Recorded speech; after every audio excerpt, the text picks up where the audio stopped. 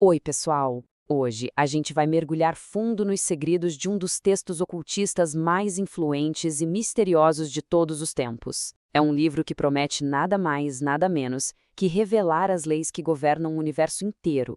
Então se preparem, porque chegou a hora de ter o Caibalion revelado. Ok, vamos começar com uma pergunta bem provocadora. E se tudo, absolutamente tudo que a gente conhece, da matéria, a nossa mente, funcionasse com base em apenas 7 princípios universais?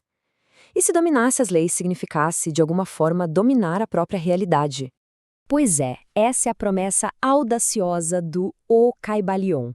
Ele foi publicado anonimamente há mais de 100 anos e esse livrinho alega ter a chave para os segredos do universo, segredos que teriam sido transmitidos desde o Antigo Egito. Mas afinal, que segredos são esses? E mais importante, quem é que estava por trás desse livro? Para responder a tudo isso, primeiro a gente precisa entrar no enigma do próprio livro. E olha, essa citação do próprio livro já diz tudo, né? Ela resume perfeitamente o espírito da coisa. Ele não se apresenta como um manual para todo mundo, mas sim como uma sabedoria que só se revela para quem está, digamos, pronto para ouvir. Isso acabou criando uma aura de exclusividade e mistério que, olha, dura até hoje. Então, vamos aos fatos. O livro surge em 1908, assinado por um pseudônimo bem sugestivo, Os Três Iniciados. E ele afirma ser a pura essência dos ensinamentos de Hermes, o 3 vezes grande. O impacto foi gigantesco, influenciando desde a espiritualidade alternativa até a cultura pop. Mas a grande questão, aquela que intrigou pesquisadores por décadas, foi: quem de verdade eram esses 3 iniciados? E agora, a revelação.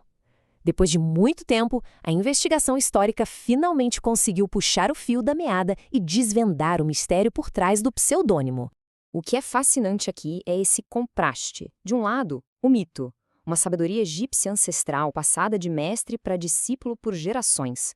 Do outro, a realidade, uma síntese brilhante de ideias do século XX, muito influenciada pelo movimento do novo pensamento da época, e o mais chocante, não foi obra de 3 mestres, e sim de uma única mente.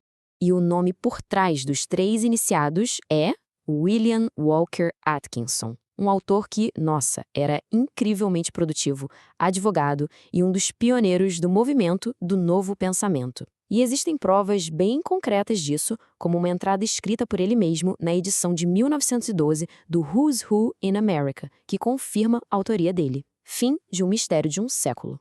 Bom, agora que a gente já sabe a origem, vamos para o coração do Caibalion, o primeiro princípio, que é na verdade a chave que abre todas as outras portas. Essa é a frase fundamental.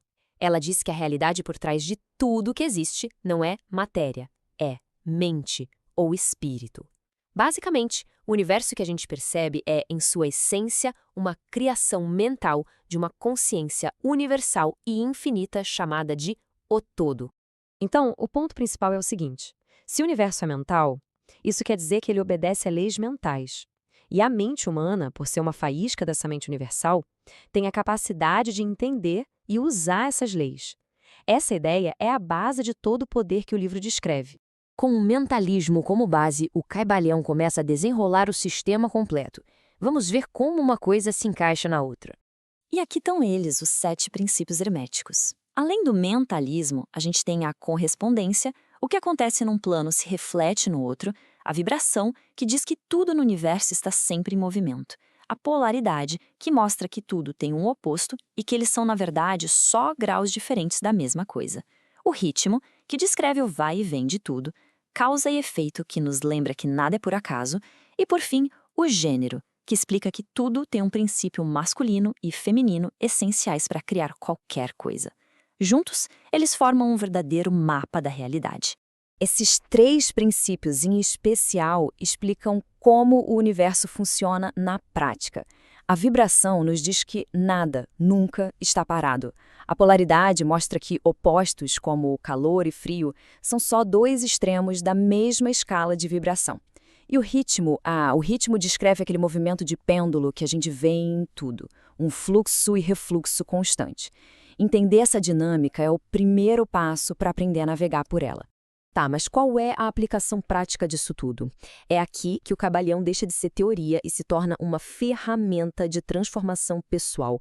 O livro chama isso de alquimia mental ou transmutação mental. E não estamos falando de transformar chumbo em ouro de verdade. A ideia é transformar estados mentais que a gente não quer em outros que a gente deseja. É a arte de dominar os próprios pensamentos e emoções, usando os princípios universais a nosso favor.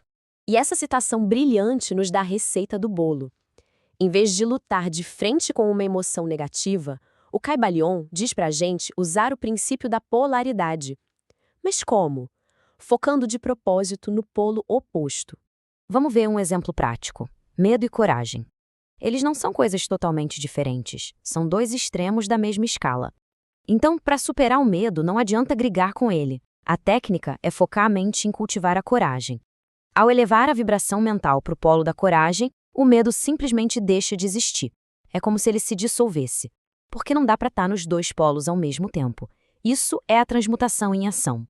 Chegando ao fim da nossa análise, é fundamental a gente reconhecer o impacto que esse pequeno livro teve e ainda tem. Por mais de 100 anos, esse texto circulou, foi traduzido para várias línguas e inspirou milhões de pessoas a verem o universo e a si mesmas de um jeito completamente novo. A longevidade dele é a maior prova do poder das suas ideias. E a influência do Caibalion se espalhou por toda parte. As ideias sobre o poder da mente e as leis universais ecoam até hoje, sabe? No movimento do novo pensamento, em várias escolas esotéricas e até em conceitos bem populares como a manifestação e a lei da atração. No fim das contas, o grande legado do Caibalion talvez seja este. Ele pegou conceitos metafísicos super complexos e transformou em um sistema claro, acessível. Ele funcionou como uma chave que abriu a porta da filosofia hermética para o buscador moderno, de uma forma bem prática e direta. E assim, a gente termina com a pergunta mais poderosa que o Caibalion deixa no ar. Se o primeiro princípio dele estiver certo, se o universo for de fato uma criação mental, então, a cada momento, com cada pensamento, nós estamos participando ativamente na criação da nossa própria realidade. A questão não é se estamos criando, mas sim o que estamos escolhendo criar.